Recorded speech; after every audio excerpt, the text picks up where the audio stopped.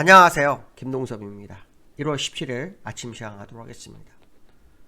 어제는 미국 시장이 마틴 루터 킹의 날로 휴장이었고요. 이제 오늘 개장을 했습니다. 이번 주 첫 번째 거래일이었는데요. 미국 시장은 일단 하락 마감했습니다. 미국 시장의 하락 이유는 조기 금리 인하가 없다. 뭐 이런 발언을 연준 이사가 합니다. 크리스토퍼 월러 이사가 브루킹스 연구소 주최 행사에서 조기 금리 인하는 없을 것 같다라는 식의 매파적 발언을 했고요. 그것이 미국 시장을 좀 내리게 한 모습이었습니다. 그러나 야간 선물이 끝나고 난 다음에 낙폭을 좀 줄이고 끝나는 그런 모습이었는데요. 그의 발언이 그동안 시장에서 조기 금리를 기대했던 어떤 부분을 약간 이제 경고를 주는 그런 모습이 됐습니다. 좀 지나쳤다고 생각을 하는 것 같습니다. 그가 이런 말을 합니다. 거시경제학자 관점에서 최근 지표는 이보다 좋을 수가 거의 없을 정도다. 이런 얘기를 합니다. 그러면서 금리 인하는 가능하지만 조기 금리 인하 가능성에서는 아닌 것 같다. 과거에는 금리 인하를 하면 신속하게 그리고 아주 빠르게 그리고 폭도 크게 했지만 이번에는 그렇지 않을 거다. 이렇게 얘기를 합니다. 그만큼 지표가 좋다라는 얘기죠. 물론 인플레이션은 아직 둔화가 다 되지 않았지만 2% 목표치 2%까지 오지 않았지만 전체적으로 연착륙 가능성, 어저께 IMF에도 미국이 연착륙 가능성을 언급하기 시작하더라고요. 그러니까 금리 인하 필요성이 매우 작아지죠. 금리가 더 높으면 사실은 시간이 더 지났을 때 기업들이 생산성이 떨어지게 돼 있고요. 자금을 유치할 수가 없습니다. 이자를 많이 줘야 되니까요. 그렇기 때문에 금리는 내려오는 게 맞아요. 그러니까 정상화를 하긴 해야 되는데 현재 지표가 금리를 정상화하기에는 너무 좋다. 뭐 그런 얘기겠죠. 그래서 그런가요? 시카고 상품거래소에서 금리 3월 금리 인하 가능성이요. 80%에서 67%, 66.9%로 밀려버립니다. 아직까지는 금리 인하가 좀 우세한 편이긴 하죠. 뭐 시장에서는 제롬 파월이 금리 인하 올해 3번 하고 신중하게 논의를 했다. 심도 있게 논의했다. 이런 발언에 7번까지 얘기하던 분위기가 완전히 싹 다 바뀌는 그런 상황입니다. 제롬 파월이 연준 의장으로서는 낙제점인 거죠. 시장에 그렇게 환상을 심어줘 놓고 현실에 와서는 다른 얘기. FOMC 의사록도 거기에 반대되는 내용이 있었다라는 거. 그러니까 금리 인하에 대한 불투명성에 대한 언급이 있었다라는 거. 이런 걸 하나도 얘기 안 해놓고 좋은 것만 얘기하는 그런 연준 의장의 문제가 시장에 지금 다른 영향을 미치고 있는 그런 상황이 되고 있다. 이렇게 보시면 되겠죠. 10년물 국채금리가 그래서 올랐어요. 4%대로 올랐었고요. 30년 국채금리는 4.3%까지 올라서는 모습입니다. 그래서 국채금리가 또다시 오르기 시작해요. 지난번에 5%까지 갔다가 다음에 3%대 중반까지 갔다가 다시 4%로 가니까 시장이 불안한 거죠. 다시 올라가는 거 아니야? 이런 생각을 할 수밖에 없습니다. 근데 사실은 금리 인상이 없을 거라고 좀 보거든요.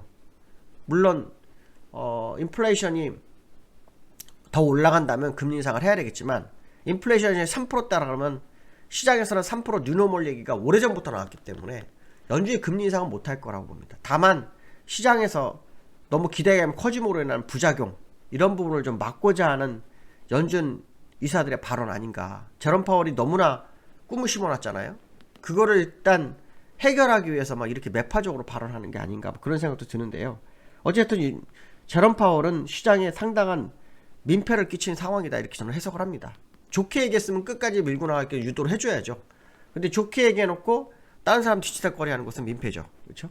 그런 상황입니다. 또 미국 시장에서 바클레이즈가 그 영국 투자은행인데요. AMD 그러니까 AI가 아주 주도 요즘 시장엔 대세입니다. AI 반도체로 AMD가 실적이 늘어날 거기 때문에 목표 주가를 120불에서 200불까지 올리자 뭐 그런 얘기도 있었는데요. 이번 주에 실적 시즌입니다. 모건스탠리 골드만삭스 실적을 좀 기다려 봐야 될 것 같고요. 소매 판매가 오늘 밤 발표가 있습니다. 오늘 밤 발표가 있기 때문에 요것도 한번 봐야 될 것 같고요. 19일날 제일 중요한 게 하나 남았죠. 미국 연방 예산안 통과가 되는지 안 되는지 봐야죠. 왜냐하면 이게 임시 예산을 2번 연장했기 때문에 이번에 연장 못하면 굉장히 위험해지죠. 이번에 연장 못하면 되게 위험해집니다. 그래서 그동안 이제 잘 될 거라고 기대감에 임시 예산이 됨으로써 주가를 올렸었는데 이게 본 예산에서 실패가 난다 그러면 아니면 임시 예산을 또 쓴다 그러면 시장이 약간 그 실망감이 떨어질 수 있기 때문에 뭔가 대책이 나와야 되지 않을까 싶습니다. 그래서 19일 날 아주 중요한 상황이다 이렇게 보시면 될 것 같습니다. 미국 시장을 기술적으로 보면요. 나스닥은 0.19%, 다우는 0.6% 하락을 했습니다. 다우는 보시면은 1%까지 빠졌다가요. 절반 정도 돌리고 끝났네요. 일단 20에서 살짝 이탈하는 그런 보이고 있네요. 고점에서는 이제 이렇게 고점 갱신 모습이 보이고 있는데 추가 하락이 되는지를 봐야겠죠. 다우는 좀 달랐죠. 양봉으로 마감했네요. 장초반 0.2% 상승했었고 마이너스 0.73%까지 갔다가 낙폭을 다 줄였네요. 낙폭을 다 줄였습니다. 시가가 마이너스 0.43%니까요. 시가보다는 위에 올라와서 양봉이 됐네요. 그렇죠? 양봉의 모습을 띄었습니다. 그래서 다우와 나스닥이 약간 흐름이 다른 흐름을 좀 보이고 있는 상황이고요. 요즘 그 시장의 화두는 그 지정학적 리스크죠. 미국 내에서는 뭐 금리 인하 없나 이거 보지만 전 세계적으로는 지정학적 리스크입니다. 그게 이제 아시겠지만 호르무즈하고 홍해, 그렇죠? 거기가 지금 무역하는 데서 중요한 길목인데 그게 문제가 되면 전 세계적으로 수출이나 수입에 상당히 문제가 생기죠. 그것 때문에 좀 이란이 얼마 전에 그 미국 유조선 납포까지 하는 뭐 이런 상황까지 있었잖아요. 그래서 유가가 중요한데요. 어저께는 4%까지 갔었는데 오늘은 그냥 십자 도지로 가서 약간 밀리고 끝나네요. 장중화 때 1% 정도 올랐었고 또 마이너스 2%까지 하락해서 이 가격에서 좀 유지되고 있는 그런 상황입니다. 어쨌든 이 지정학적 리스크로 인한 유가의 상승은 인플레이션에 도움이 안 되죠. 그렇죠? 그래서 이 부분이 어떻게 해결되는지 봐야 되겠죠. 전 세계적으로 가장 문제되는 지금 지정학적 리스크는 현재 중동 문제. 우크라이나 러시아는 이제 수면에서 쓱 들어갔죠. 그리고 지금 우리나라하고 북한 문제. 북한이 연일 강한 발언을 좀 하고 있는 게 좀 있죠. 원달러가 1330원 때 올랐는데요. 이게 이제 국채금리 두 가지 이유가 있죠. 국채금리가 오른 거 하나, 있다면 국채금리 오른 거 하나, 또 있다면은 지금 북한발 리스크, 그거거든요. 그리고 원달러 갑자기 많이 올랐어요. 여기서 지금 1280원에서 약 거의 40원 정도, 45원 정도 올랐거든요. 근데 지금 현재 미국이 금리 인상을 하지 않고, 금리는 없다 그래서 국채금리가 오르기 때문에 요건 좀 아닌 것 같고, 그럼 북한발 리스크인데요. 근데 이게 이제 갑자기 북한이 진짜 전쟁 가능성에 대한 언급도 하고 이러는데요. 그거는 좀 아니지 않나 싶은데요. 어쨌든 지금 시장에서는 이 원달러가 오르는 게 좀 문제가 됩니다. 지금 시장에서 그러니까 주가 하락의 두 가지 이유를 본다 그러면 국내적으로는 원달러가 하나고요. 또 하나는 좀 이따 말하겠지만 기관의 현물 매도 요 정도거든요. 그래서 이게 어떻게 지나갈지 봐야 되겠죠. 요즘 공매도 얘기가 또 나오더라고요. 공매도 금지라는데 공매도가 늘고 있답니다. 그게 이제 시장 조성자 물량 있죠. 요 물량만큼 공매도를 막았어요. 공매도를 안 해요.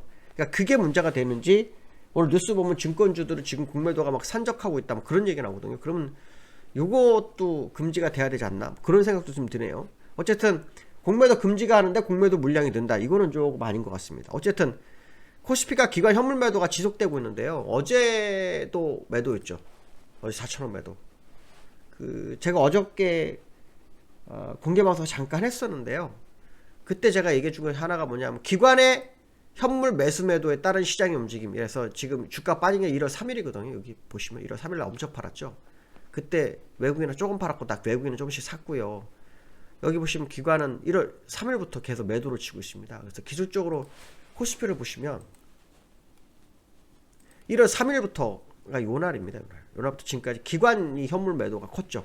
거기에 외국인 선물 매도가 있었고 그 다음에 미니 선물 매도가 있었습니다. 근데 여기 올릴 때는 여기 12월 8일이거든요. 그때는 또 기관이 샀습니다. 이 기관이 또 올릴 때는 또 샀습니다. 보시면 여기 12월 19일이죠. 12월 8일 여기 때거든요. 여기 지금 12월 11일인데 여기 지금 기관들 매수합니다. 여기서부터 쫙 매수해가지고 끌어올리고 그 다음에 여기서 쫙 팔고 내고 그냥 현물적으로는 기관이 왜 매수와 매도하는지 모르는데요. 시장을 보면은 외국인은 2조 4천억을 샀더라고요. 올해. 기관은 6조 2천억을 팔았고요.